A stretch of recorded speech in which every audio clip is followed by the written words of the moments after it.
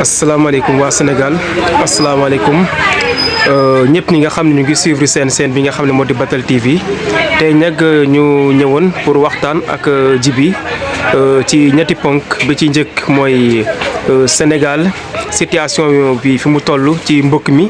mais dañu wax it ci li nga xam ne moo di ci wàllum actualité politique mais dañu wax it ci li nga xam ne moo di ci suñu commune Ngoye Aliou Sylla kon bu ko defee rek Djiby dañ lay bàyyi nga présenté wu. salaamaaleykum wa rahmatullah maa ngi ziar di sant yàlla sunu borom di julli si yonentam bu tëdd bi di gërëm ñëpp ñoo xamante ne dinañu seetaan vidéo bi maa ngi leen di nuyu ku si nekk si turam ak santam di présenté wu Djiby Diouf la alliance de Gaulle bu Ngoye waaw di ziar ñëpp daal di la fay sa nuyoo yow tamit nii. waaw ñu ngi lay jaajëfal bu baax a baax ñëw rek ci première question bi mooy sëñ Djiby de Gaulle comme ni nga ko xamee jamono ji gis nañ ne Sénégal vraiment xaw naa metti trop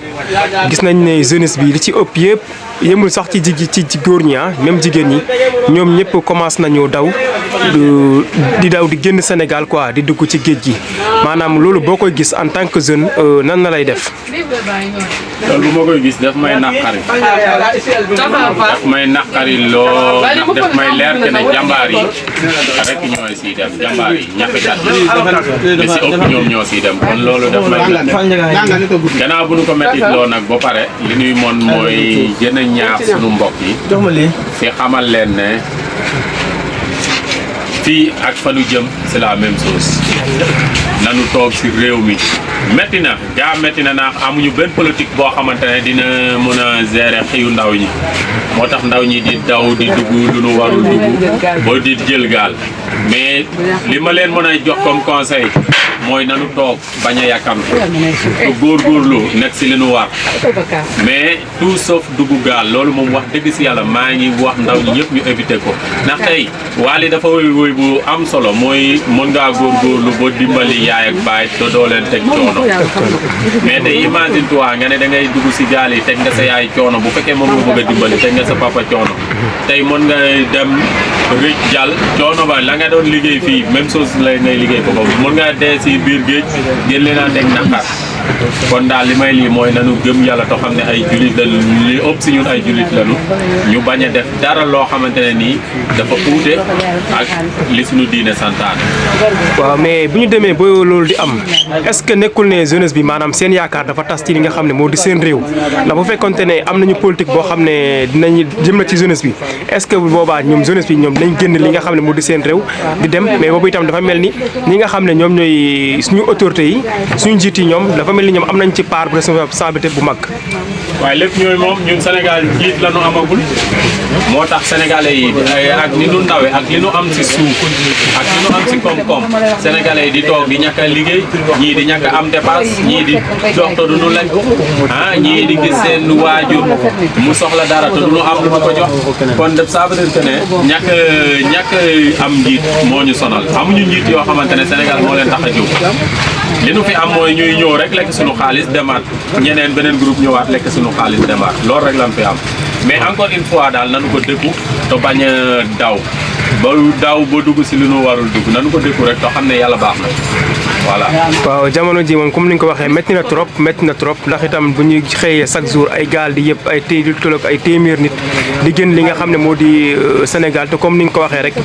risque la xëy na nit moom ak lépp loo xam ne war nga koo am rek sa àdduna di nga ko am quoi mais vraiment li nga xam ne moom mooy xew ci réew mi métti na mais ñi nga xam ne demaguñu bu amoon message boo xam ne yaa ngi leen koy lancé ban message day doon. ñi nga xamante ne demaguñu daal li ma leen di lancé mooy. metti na lool ndax ku nekk a ngi dund lu tiis Sénégal amul liggéey boo fi liggéey dund ngay def mais doo liggéey am léegi loolu tiis na lool mais ñi nga xam demaguñu li ma leen di wax mooy loolu du solution bi mooy nekk Sénégal góorgóorlu boo yàlla dimbali ñu tëdd fi loolu rek ay solution bi mais dugg gaal ay dem ni ko buraar ay feneen ak feneen loolu yëpp du solution solution bi mooy nanu toog si réew mi lii ko bu dul ñaaxee xale yi si loolu ba pare tamit suñu autorités yi il faut que ñu fàttali leen seen i devoir ndax parce que mënoo jiite réew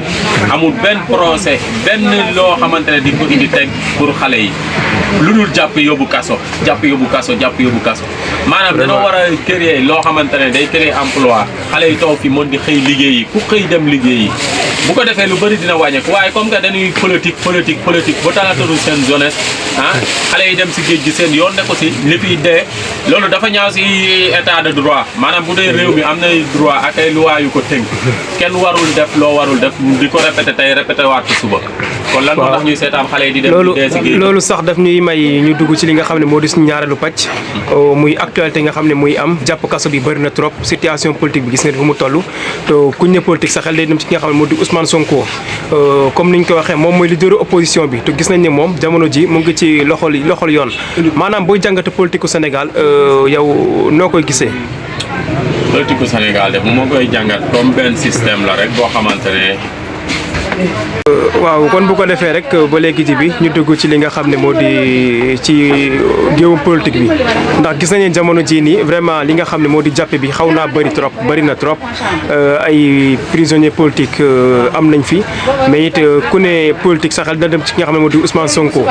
moom mi nga xam ne moom mooy leader opposition bi moom mu ngi ci kaso bi yow nan ngay gisee li nga xam ne moo di politique Sénégal. non Sénégal moom li may gisee politique bi mooy politique bu ngir développer Sénégal maanaam damaa jàpp que ne dañuy politique rek ngir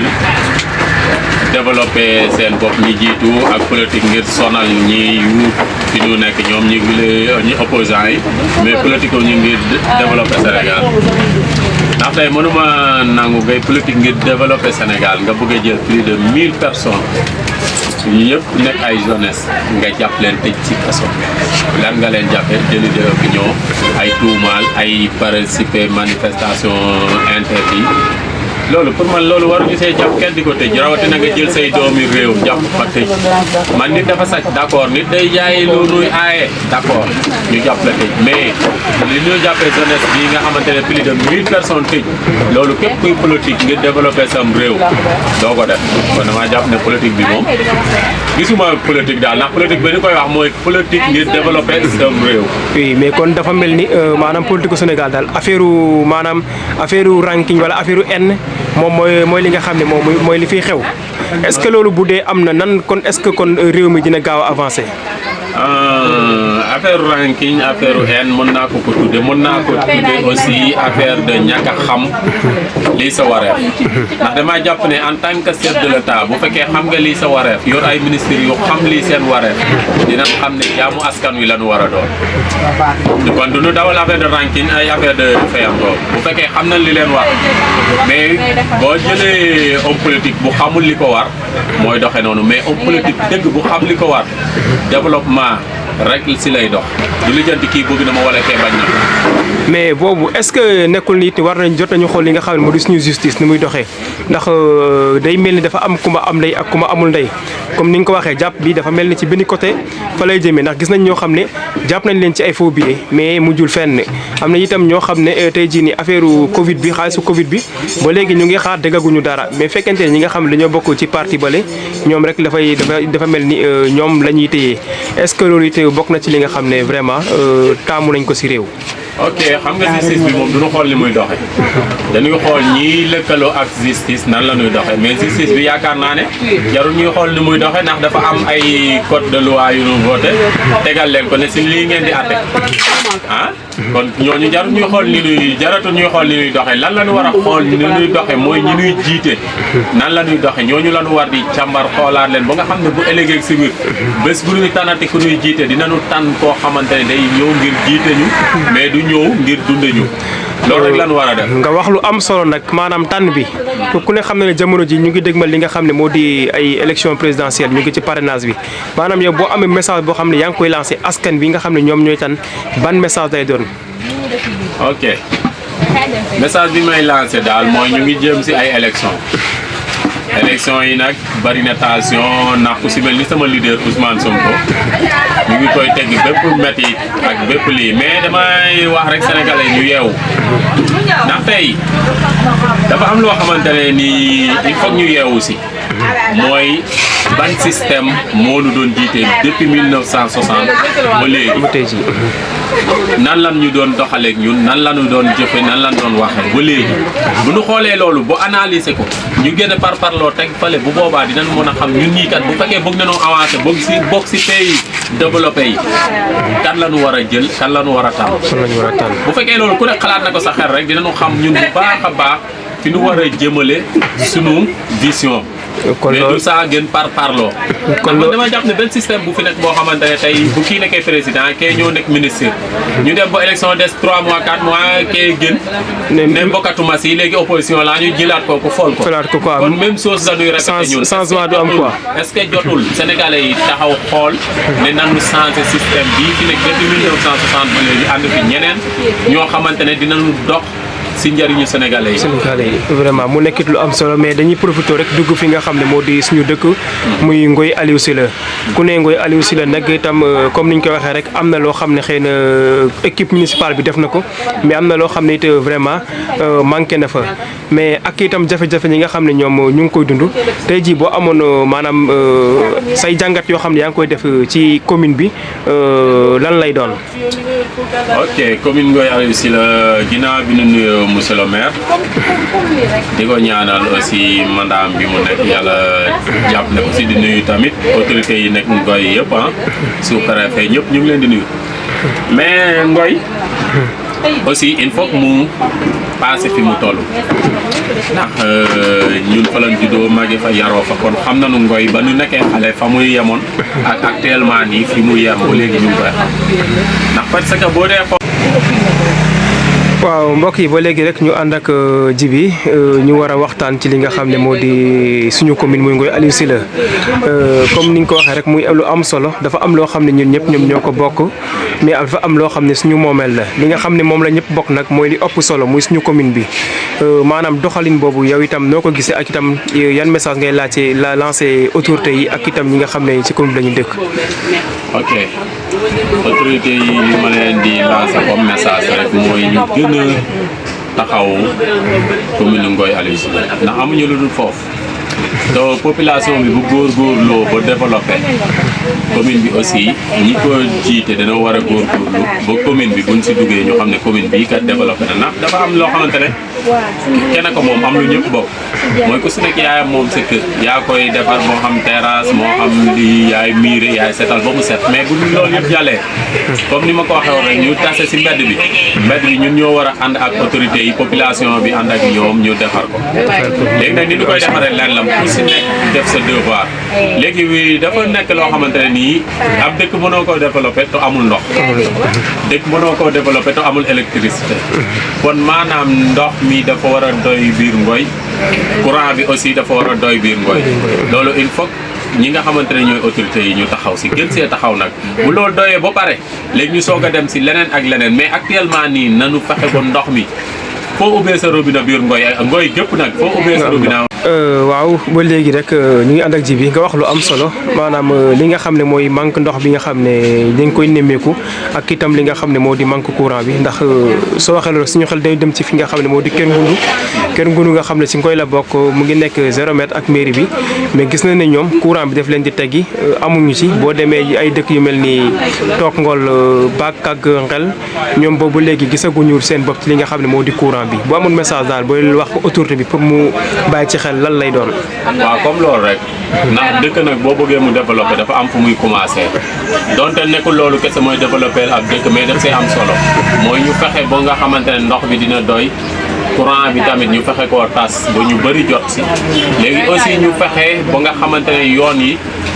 dinañu def ay démarches ba état bi ñëw defaral ñu suñu yoon yi loolu daal bés bu ñu ko defee yaakaar naa ne li des vraiment population Ngoye ay jàmbaar lañu yoo xamante ne ku leen jàppale lu tuuti rek ñoom dinañu demal seen bopp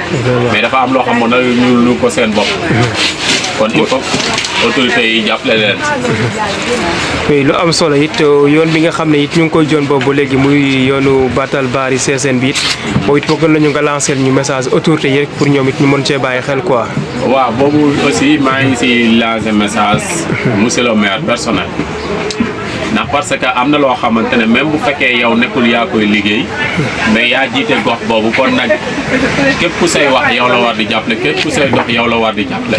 yaa sa war di wax di sa dox ba sa askan seen soxla faju kon monsieur le maire maa ngi koy wax mu taxaw si loolu di si wax di si dox ba nga xamante ne askanu Bari boobu yoon bi nuy jàmbat di ko jooytu dinañu leen ko defaral boo bu nuy dem ñu mën a dem si jàmm ak salaam. macha allah voilà. te yoon boobu rek dafa nekk loo xam ne lu muy dugal ci ay koppar ci département Bambey dafa bëri trop kon tey jii ni fekkente ne ñoom defaroon nañ ko rek mën na am mu am lu bëri loo xam ne mu ngi koy def ci koom-koomu Ngoy mais ban message ngay laaj seen li nga xam ne it moo di jeunesse bi ak it jeunes yi nga xam ne xëy na ay dañoo jëm ci ay séance politique te gis nga tension politique fi mu toll jamono ji yan message ngay lancé daal askanu Ngoy. mooy ñu ànd ak seen conscience ku si nekk am na koo àndal ku si nekk am na koo faral mooy maanaam tey comme que Ngoy amul candidat présidentiel ñun ñi nga xamante ne dañoo ànd ak candidat yi bu mu tax ñu ñaawoo suñu biir nanu xeex nag ku nekk jéem a défendre sa candidat ku nekk tamit indi programme bi nga xamante ne moom la sa candidat indi nga teg ko si table bi wone ñu bàyyi nag xaste yi ak diabolisation bi ak yeneen yooyu yëpp day indi réeroo ku nekk sa candidat am na programme andi ko teg ku nekk mën ngaa défendre sa candidat défendral sa candidat bu ko defee ñun ñëpp dinañu ànd si jàmm. macha allah muy nekkee lu am solo Batal TV déplacé woon rek ñëw fekk si ki nga xam ne moo di Djiby ñu waxtaan ci li nga xam ne moo di Sénégal ñu waxtaan ci li nga xam ne moo di mbokk mi ñu waxtaan ci li nga xam ne moo di situation politique mais ñu waxtaan ci li nga xam ne moo di suñu commune muy Ngoy Aliou Sylla bu amoon message boo xam ne yaa ngi koy lancé ñi nga xam ne moo di waa Batal TV lan lay doon ak it yan kaddu nga leen di gën a soññee. vraiment kontaan lool sax si déplacement bi ñëw seet si doomu Ngoy Batal TV nekk télévision boo xamante ne mu ngi biir Ngoy déplacé seet yi benn doomu Ngoy nuy wax Djiby déggul